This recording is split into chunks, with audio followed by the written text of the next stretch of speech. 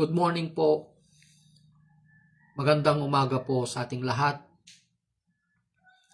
Mga ginigiliw, mga minamahal ng Panginoon. May pag-asa po sa Panginoon, mga ginigiliw. Ang ibabahagi ko po sa inyo sa umagang ito ay ang pagpapala sa pamamagitan ng ating pananampalataya, mga ginigiliw. No? Ang pagpapala na kaloob ng Diyos sa pamamagitan ng ating pananampalataya sa ating Panginoong Hesukristo, mga ginigiliw. No? Sinabi niya po dito sa Galatians 3:6, magsisimula po tayo sa Kapitulo 6. Ang sinasabi niya po dito, mga ginigiliw, tulad ng nangyari kay Abraham, sumampalataya siya sa Diyos at dahil dito siya ay itinuring ng Diyos na matuwid. Sabi niya po, mga ginigiliw, dahil sa pananampalataya ni Abraham, mga ginigiliw, siya ay itinuring ng Diyos na matuwid, righteous, banal, mga ginigiliw.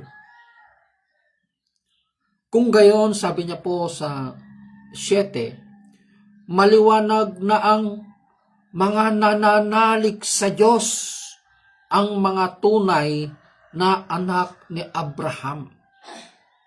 Yung mga nananalig lamang sa Diyos, ang tunay na anak ni Abraham, sabi niya po, mga ginigiliw. Because Abraham is the father of faith. Siya ang ama ng pananampalataya, si Abraham, mga ginigiliw. So, meaning to say, na kapag siya ang ama ng pananampalataya, may mga anak, diba? May mga anak, mga ginigiliw, at yung mga anak na yon ay walang iba kundi yung mga sumasampalataya sa ating Panginoong Hesukristo, mga ginigiliw. Makikita po natin dito na ito ay pagpapala, na hindi lamang sa material na bagay ang sinasabi dito na pagpapala. Opo. Ito rin kasi ang dahilan na kung minsan nami-misuse and abuse ng mga nagbabahagi ng salita ng Panginoon, na yung pagpapala na ito, nami-misuse and abuse po nila, na ang pagpapala na ito ay material na bagay. Hindi po. Yung pananampalataya na kaloob ng Diyos, mga ginigiliw, na ipinagkakaloob niya ito sa mga kumikilala at tumanggap lamang sa ating Panginoong Hesukristo bilang Diyos at tagapagligtas ng kanilang buhay, mga ginigiliw. Kaya't sabi niya dito sa 8, bago pa ito nangyari ay ipinahayag na ng kasulatan na pawawalang sala ng Diyos ang mga hentil sa pamamagitan ng pananampalataya. Sa pamamagitan ng pananampalataya, papawalang sala daw tayo ng Panginoon, mga ginigiliw, sa pamamagitan ng pananampalataya. Alam naman po natin, mga ginigiliw, noong unang panahon, no? Tayong mga hentil ay kaaway ng Diyos. Lahat ng bansa na nakapaligid sa bayan ng Israel, lahat tayo ay mga kaaway ng Diyos, mga ginigiliw. Iisa lang ang matuwid sa paningin ng Diyos, yung kanyang bayan, yung kanyang pinili, mga ginigiliw, no? Walang iba kundi ang kanyang bayang Israel. Pero, no, dahil sa pagtanggi ng kanyang bayan, dahil hindi nila kinilala ang ating Panginoong Jesucristo na Diyos. Hindi nila kinilala ang kanyang pagiging Kristo sa kanila mga ginigiliw. Kaya't itinoon niya ang kanyang pansin sa atin. Kaya't tayo'y nakinabang tayo sa pagpapalang espiritual. Nakinabang tayo sa pananampalataya na yon, mga ginigiliw. Tayong mga dating hindi bayan ng Diyos, tayo na ngayon ay kanyang naging bayan, mga ginigiliw. No? Kaya nakinabang po tayo sa grasya at awa ng ating Panginoon, mga ginigiliw.